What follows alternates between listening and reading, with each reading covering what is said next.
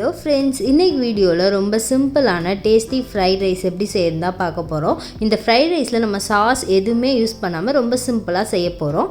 அது எப்படின்னு பார்க்கலாம் வாங்க. அதுக்கு வந்துட்டு நான் ஃபஸ்ட்டு 350 கிராம் பாஸ்மதி அரிசி எடுத்திருக்கேன். அரிசியை நல்லா கழுவி ஒரு 10 நிமிஷம் ஊற வச்சுக்கலாம். ஸ்டவ் ஆன் பண்ணி சாப்பாட்டு பானையில் ஒரு 2-3 சொம்பு தண்ணி வச்சு அடுப்பில் வச்சுக்கலாம். தண்ணி கொதித்ததும் நம்ம ஊற வச்சுருந்த அரிசியை அதில் ஆட் பண்ணிக்கலாம்.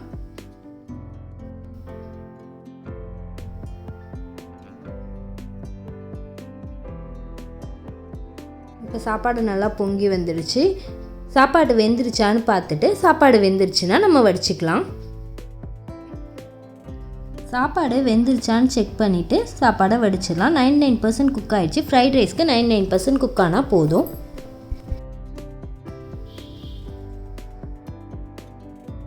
ஸ்டவ் ஆஃப் பண்ணிவிட்டு சாப்பாடை வடிச்சிக்கலாம்.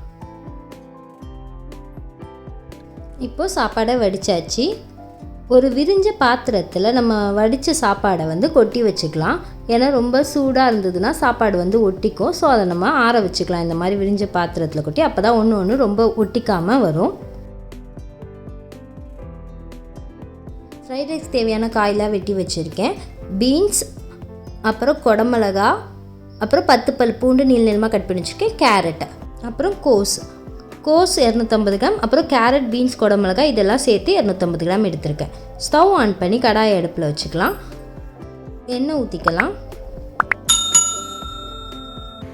எண்ணெய் சூடாக நான் நீளமாக கட் பண்ணி வச்சுருக்க பூண்டை ஆட் பண்ணிக்கிறேன். நான் எல்லா காயும் நீளமாக கட் பண்ணியிருக்கேன். உங்களுக்கு எப்படி பிடிக்குமோ அந்த மாதிரி நீங்கள் கட் பண்ணிக்கலாம். அதுக்கப்புறம் கட் பண்ணி வச்சுக்க கேரட் ஆட் பண்ணிக்கிறேன். அப்புறமா பீன்ஸ் ஆட் பண்ணிக்கிறேன். அப்புறம் குடமிளகா இது எல்லாத்தையும் ஆட் பண்ணி நல்லா வதக்கிக்கலாம்.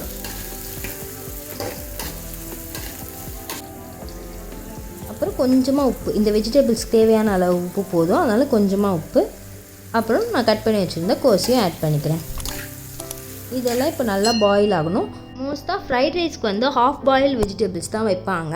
பட் எனக்கு வெஜிடபிள்ஸ் கொஞ்சம் நல்லா வெந்தால் தான் பிடிக்கும். ஸோ அதனால் நான் நல்லா வேக வச்சுட்டேன். உங்களுக்கு எந்த மாதிரி பிடிக்குமோ நீங்கள் அந்த மாதிரி வச்சுக்கலாம். நல்லா வேகணும்னா வேக வச்சுக்கலாம், இல்லை ஆஃப் பாயில்டு ஓகேனாலும் ஓகே தான்.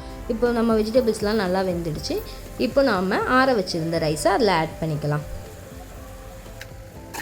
இப்போ நல்லா மிக்ஸ் பண்ணி விட்டுக்கலாம். இதில் நான் ஃப்ரைட் ரைஸ் பவுடர் ஆட் பண்ண போகிறேன். ஒரு 10 rupees பேக்கெட். அது ஃபுல்லாகவே 400 கிராம் ரைஸ்க்கு அது ஃபுல் பேக்கெட்டை நான் அதை ஃபுல்லாக ஆட் பண்ணிக்கிறேன். ஆட் பண்ணி நல்லா மிக்ஸ் பண்ணிக்கிறேன். உங்கள்கிட்ட இது இல்லைனாலும் ஒன்றும் ப்ராப்ளம் இல்லை. ஃப்ரைட் ரைஸ் பவுடர் தான் ஆட் பண்ணணும் கிடையாது. வெறும் பெப்பர் பவுடரும் சால்ட் போட்டாலுமே நல்லாயிருக்கும். இப்போ நான் ஒரு ஸ்பூன் பெப்பர் பவுடரும் ஆட் பண்ணிக்கிறேன். இதில் நான் சால்ட் போடல, அந்த பவுடர்லேயே சால்ட் இருக்கனால நான் சால்ட்டெல்லாம் எதுவும் எக்ஸ்ட்ரா ஆட் பண்ணவே இல்லை.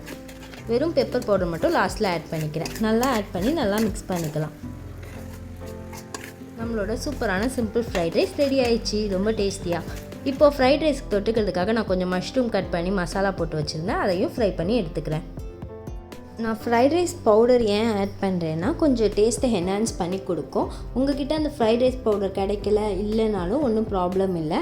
நம்ம மிளகு, உப்பு இது போட்டாலே ஃப்ரைட் ரைஸ் சூப்பராக தான். நம்மளோட மஷ்ரூம் சூப்பராக ரெடி ஆகிடுச்சு. நம்மளோட சூப்பரான டேஸ்டியான சுட சுட ஃப்ரைட் ரைஸ், அப்புறம் ரொம்ப கிறிஸ்பியான முறுமுறு மஷ்ரூம்,